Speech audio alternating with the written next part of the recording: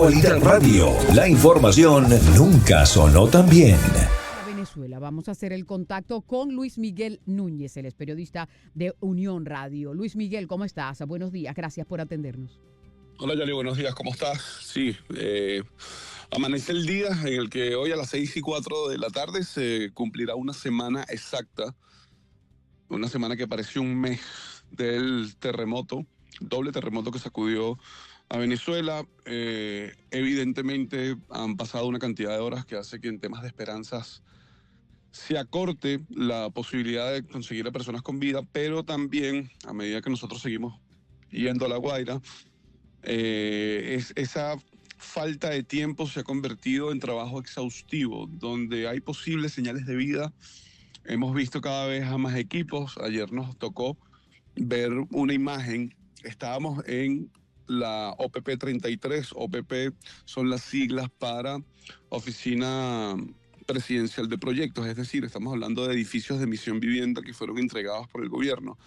Este era un edificio de 12 pisos, con 96 apartamentos en total, y los cuerpos de rescate franceses tuvieron 2 confirmaciones por equipo. Todavía no tenían confirmación verbal, pero por equipo, quiero decir, con sensores de temperatura y con sensores de sonido, ellos detectaron una probabilidad de vida en la OPP 33. Nosotros estuvimos ahí aproximadamente como desde las 6:30 de la tarde hasta eso de las 8. Pero en un instante llegó una muchacha corriendo, desesperada. Ella, después pude conversar con ella, es de Barinas, ella es voluntaria, ella fue a La Guaira únicamente a ayudar. Y llegó gritando, hay vida, hay vida. A una cuadra está el edificio Auromar o Aurimar, tengo esa duda porque 2 vecinos me dijeron 2 cosas distintas, en medio quizás de la conmoción. Lo cierto es que en este edificio, un edificio de 9 pisos con 68 apartamentos, los voluntarios venezolanos por su propia cuenta entraron en los escombros y gritaron muy duro y recibieron una respuesta que quedó grabada en un video. Esta muchacha fue corriendo y le dijo eso a los franceses. En medio de la conmoción, la traductora francesa, ya, pero cálmate. Un bombero francés se movilizó una cuadra, le enseñaron el video y en ese instante dijo, ok, voy a llamar a otro equipo. Y anoche, cuando nosotros salimos de La Guaira, eran las 9:30 de la noche, el equipo francés entonces estaba dividido.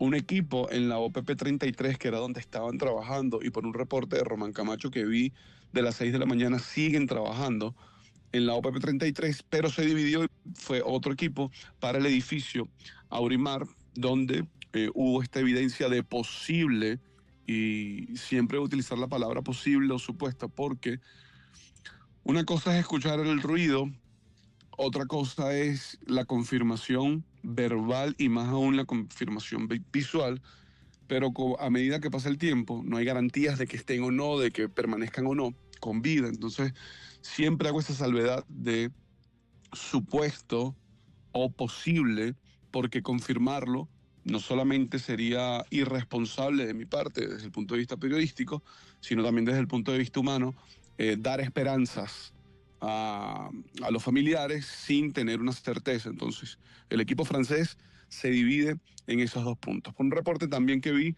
de otro compañero, y te hago la salvedad, Yoli, hablo y utilizo compañeros o colegas periodistas como fuente porque es imposible para uno solo estar en todos lados. O sea, es tan grande la zona del desastre, hay tanta distancia entre la cantidad de edificios caídos que puedes estar, que entonces te apoyas en los reportes de tus colegas. En la OPP 22 es otro de los edificios en los que se recibió posibles señales de vida a través de equipos electrónicos. Todavía no hay confirmación verbal o no hay confirmación visual. Ayer además mi trabajo periodístico me llevó por 2 áreas. Una, busqué y entrevisté al Mayor Olivares. El Mayor Olivares es el líder de los 20 rescatistas que vinieron a Venezuela por parte de la República Dominicana. Ellos tuvieron la dicha de salvar al joven Carlos Miguel Gutiérrez Uzcategui, de 12 años, la noche, ya es anteayer, la noche del pasado día lunes. Eh, y bueno, en medio de tanta catástrofe, creo que era resaltante buscar a un rescatista que haya rescatado. Y hablé con el equipo dominicano. Ellos me explicaron cuál fue la táctica que utilizaron, cómo se mantuvieron siempre en comunicación con el niño una vez que lo descubrieron. De hecho, me permitieron y me pasaron el video de la confirmación visual de cuando el niño saluda a la cámara pequeña que pasaron por una sonda. Y después de eso, parte del equipo que me ha ayudado a mí en particular, porque tengo compañeros de trabajo. Yo soy un periodista deportivo, esa es la verdad, pero ahorita mi país no necesita deportes, necesita ayuda, comunicación. Mis productores en deportes querían sentirse útiles, querían ayudar, querían formar parte, y me han ayudado a levantar historias en Caracas mientras yo estoy en La Guaira. Y ayer tuvimos un acceso exclusivo a Aarón Levi Cantillo. Él es una de las personas que fue rescatada después de 5 días bajo los escombros. Fue rescatada por el equipo salvadoreño que vino aquí a Venezuela, y su testimonio fue larguísimo. El que nos dio un testimonio de 20 minutos. Lo resumí a 3 minutos, pues solo el testimonio de lo que vivió desde el terremoto hasta que lo sacaron. Dentro de ese testimonio, lo que no he publicado da cuenta de 2 cosas principalmente. Uno, la fe. El chamo era de una familia, o es de una familia cristiana. Ellos tienen a Dios primero que todo y por encima de todas las cosas, y él cuenta que mientras las personas que estaban a su alrededor todavía estaban vivas, él trataba de ayudarlos, pero físicamente no podía ayudarlos. Trataba de mantenerlos con atención, despiertos, que le dieran respuesta. Y hecho un cuento de que él comenzaba a orar. Él le decía, bueno, vamos a orar. Y él era como quien iba, como si fuera un salmo responsorial dentro de una misa. Él era quien iba dictando todas las repeticiones que iban a decir quienes estaban a su alrededor. Y luego la otra parte, que es la parte desgarradora de su relato, que no he publicado y que no creo que publique por respeto. Él cuenta cómo comenzaban a delirar a su alrededor y no se despidieron, sino que de repente en medio de esa tragedia le decían, ¿quieres agua? Abre la nevera y busca agua. Gente a su alrededor cuando ya estaba perdiendo el conocimiento. Es un relato durísimo que yo he dividido en 3 partes. El relato netamente informativo de lo que vivió dentro, y las otras 2 partes que no he publicado es el relato de fe que mantuvo vivo el chamo y cómo él habla de esperanza, y la crudeza del relato de cómo él tenía gente viva a su alrededor, pero cuando llegaron los rescatistas ya él había quedado solo. Eso es lo que yo te puedo decir de lo que fue mi labor en la jornada de este martes. Hoy miércoles, Actualidad Radio, yo estoy en Unión Radio, tengo el programa se llama Deportes con Todo y no tiene nada de deporte. Seguimos un operativo especial de colaboración, de ayuda, de información, de análisis, de entrevistas, pero entrevistas a psicólogos, a geólogos, a biólogos, porque creo que estamos en un momento con un elevadísimo nivel de incertidumbre dentro de Venezuela, y más aún para todos los venezolanos que se han ido y que están fuera de Venezuela. Qué drama, ¿verdad? Parece cosa de película, pero es lo que se está viviendo en la vida real. Se consterna uno cuando te escucha. ¿Y le has hecho seguimiento? ¿Cómo sigue él? ¿No hay otras personas de su familia que lograron sobrevivir? ¿Lograron rescatar a esas personas que desafortunadamente no sobrevivieron? A los que estaban alrededor de él, no. La prioridad sigue siendo personas con vida. Ya luego viene un proceso que va a ser doloroso, largo, que es el de sacar los restos. Que han venido sacando, ojo, los restos que los rescatistas o la misma sociedad ha ido consiguiendo, los han ido sacando y están en un proceso difícil de reconocimiento e identificación para una data que ayer el presidente de la Asamblea Nacional estimó que podría estar alrededor de los 10.000. Cifras oficiales están cerca de los 2.000 fallecidos. Le he hecho seguimiento. Ayer iba a ser dado de alta. O sea, una vez que lo estabilizaron desde el punto de vista de la hidratación y la revisión de todos sus órganos en funcionamiento, él iba a ser dado de alta. Una particularidad que creo que desde allá, desde Estados Unidos, le van a poder dar mayor seguimiento que yo desde aquí. Ujú. Los rescates realizados por los equipos del Salvador no van a hospitales públicos. El gobierno del Salvador está en contacto directo con una importante clínica privada aquí en Caracas. Entonces, al que rescaten los salvadoreños va a esta clínica. Ahí llevaron a la señora Belkis, no recuerdo el apellido en este instante, pero la señora Belkis dio un relato a una colega de Unión Radio que se llama María Claudia Falanelli, un relato hermoso que ella se arropa todavía con la bandera del Salvador. Y ahora este caso, el de Aaron Levy, también fue esa misma clínica porque hay una conexión directa de resguardo y de atención, incluso de pago. El gobierno de El Salvador está pagando las atenciones de toda esta gente que sale de La Guaira, pero que sea rescatada por los salvadoreños y que va a esta clínica en Caracas. Ay, se queda uno pensando, ¿verdad? Todavía falta mucha gente que está atrapada y ojalá que se puedan conseguir buenas noticias en ese sentido, pero al mismo tiempo tendrán que tomar esas decisiones difíciles justo 8 días después de la tragedia, ¿no? Que es hasta aquí y seguir y comenzar a remover escombros y a buscar a personas. O sea, me imagino que en eso están también en este momento, Luis Miguel. Sí, pero no, aún después de una semana y con una movilización logística que al principio se quedó muy corta, más que corta, que al principio fue lenta, fue desorganizada y fue dubitativa. Yo creo que hubo gente que dudó de la magnitud y que en los primeros 2 días se pudo haber hecho más o se pudo haber hecho mejor. Y aquí es muy difícil no expresarlo con cierta contundencia. La ciudadanía se organizó mejor que el Estado, pero la ciudadanía no tenía las herramientas que tiene el Estado. Eso es una verdad que ocurrió aquí. Entonces, ahorita ya hay muchísima maquinaria pesada en La Guaira, muchísima, y aún así no se da abasto. Mm. O sea, atienden a un edificio, pero tú volteas a los lados y los siguientes 8 edificios todavía requieren de maquinaria pesada.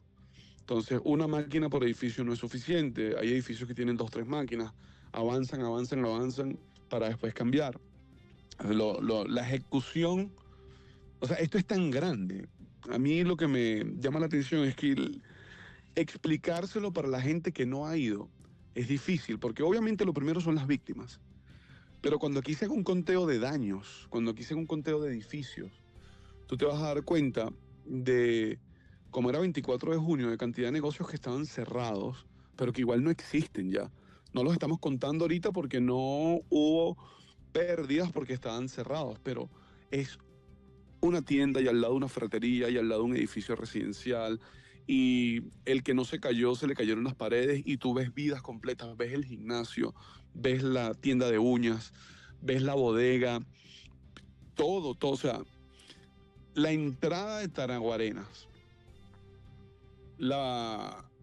es una imagen, Yoli, que no se puede describir. Por más de que tengas la mejor pluma del mundo para escribirlo, por más de que tengas el mejor verbo del mundo para conversarlo, para describir a través de las palabras habladas, por más de que tengas el mejor lente del mundo para tomar fotografías, o sea, lo que allí ocurrió, para el que no ha ido, es casi imposible de explicar. No, el sentido de lo que ahí pasó supera todo lo que yo he visto en televisión, en películas basadas en hechos reales. Esto es una devastación enorme. Pero en medio de esa devastación, creo que yo me estoy enfocando ahorita ya. Si hay que ir a un edificio, voy al edificio, pero me estoy enfocando ya en los que vivieron sus historias, los rescatistas, sus historias, la ciudadanía y sus historias. Porque empezar a contar la historia de lo que pasa edificio tras edificio, uno es desgarrador y dos, no te das abasto. Ahorita un solo periodista no puede contar lo que ha pasado en cada edificio que se cayó. Es imposible. No, porque sí hay que cuantificar cada una de esas vidas que han sido tocadas por esta tragedia, ¿no? Y también las personas que se quedaron sin vivienda, porque afortunadamente muchos pudieron salir, están con vida, pero no tienen nada. Y lo importante es salvar la vida, es verdad, pero también el tiempo la vez pasada no ayudaba porque estaba lloviendo. ¿Cómo siguen las cosas a nivel climatológico? El cielo está gris, no ha llovido, pero el cielo está gris. De hecho, yo estaba en el refugio, un refugio muy pequeño, que está en la Plaza Bolívar de Chacao. Chacao es uno de los 5 municipios que conforman el área metropolitana de Caracas. Y justo cuando me llamó Diego para hacer este contacto, se puso más oscuro y me metí en el carro para poder hacer este contacto, porque el cielo está gris. Normalmente cuando apunta ya el mediodía, se despeja bastante. Pero hoy, en este momento, yo estoy del otro lado del Ávila, estoy en Caracas todavía, el cielo está gris. Ay, no sé. A veces uno se queda hasta sin palabras, Miguel, escuchándote narrar todo eso que está sucediendo. Y decías, yo soy periodista deportivo, pero en estos momentos hay que seguir contando lo que está pasando. No tiene uno ánimos para estar hablando de otro tema allá en particular, ¿no? Y aquí también, porque aquí la solidaridad se ha hecho sentir con todos los que se han puesto la mano en el corazón y han donado, y que ha sido crucial también y que va a continuar, y eso esperamos, porque más allá de lo que hay ahora, porque todo el mundo está pendiente de Venezuela, hay que seguir enfatizando que todavía hay mucho por hacer y todavía se espera que ojalá puedan seguir rescatando más personas con vida. ¿Cuál es tu agenda para hoy? ¿Cuál es tu itinerario que vas a hacer ahora? Depende, Yoli. Mi itinerario en lo individual y en lo laboral, yo estoy trabajando con Unión Radio. Como te digo, yo tengo ahí un programa que usualmente es de deporte, pero en medio de esta contingencia salí de manera voluntaria como reportero. Y depende también, hay un medio en España que me pidió colaboración, porque con el tema de los vuelos comerciales sí llegó mucha gente, pero mucha gente no pudo venir al no estar abierto el aeropuerto de Maiquetía. La gente que vino, mucha gente, por ejemplo, hablé con una periodista venezolana, pero radicada en Chile, que ella tuvo que venir y ella voló Santiago de Chile, Bogotá, Cúcuta, pasó la frontera y después agarró un autobús de 12 horas de San Antonio del Táchira a Caracas, porque es que no hay vuelos a Caracas. Entonces, en ese contexto, yo creo que en un futuro inmediato, no inmediato, a mediano plazo, hay que voltear a ver la labor de los periodistas, y te lo juro que no lo digo por mí, a mí no me interesa, yo voy a seguir después haciendo deportes, pero el esfuerzo que se está haciendo aquí por bajar los niveles de incertidumbre, por combatir la desinformación y los fake news, por, ¿cómo te explico? O sea, el esfuerzo humano de estar hasta lo más tarde y desde lo más temprano, porque entendemos la necesidad de información, ha sido duro, y los medios internacionales también están llamando y contactando una cantidad de los que estamos aquí. Nos tenemos que ahorita, bueno, yo les atiendo a ustedes Actualidad Radio, después, o esta mañana me paré a las 4, tenía que grabar un off para una nota que salía en Telecinco en España, voy subiendo a la radio para salir al aire en Unión Radio. En el programa de deportes de televisión que tengo, no se está hablando tampoco de deportes, estamos hablando de reportes, se llama BIM Sport. Entonces, al final atiendes a 3, 4, 5 medios, porque tampoco hay periodistas que no nos damos abasto en casi nada para cubrir el tamaño de lo que aquí ocurrió. Pues Luis Miguel, te queremos agradecer porque has estado haciendo una muy buena labor al ser los ojos de los venezolanos para que el mundo pueda enterarse de lo que está pasando. Así es que muchas gracias por este contacto y por continuar con esa tarea, y a todos los periodistas que, tal como tú lo mencionas, han estado tratando de discernir para contarle al mundo en realidad lo que ha estado pasando. Y eso es importante porque eso es el futuro también, ¿no? Todas esas noticias que no son verdaderas y que si la gente no ve la corrección, de pronto termina creyendo lo que está viendo y no necesariamente es la realidad. Actualidad Radio, la información nunca sonó tan bien.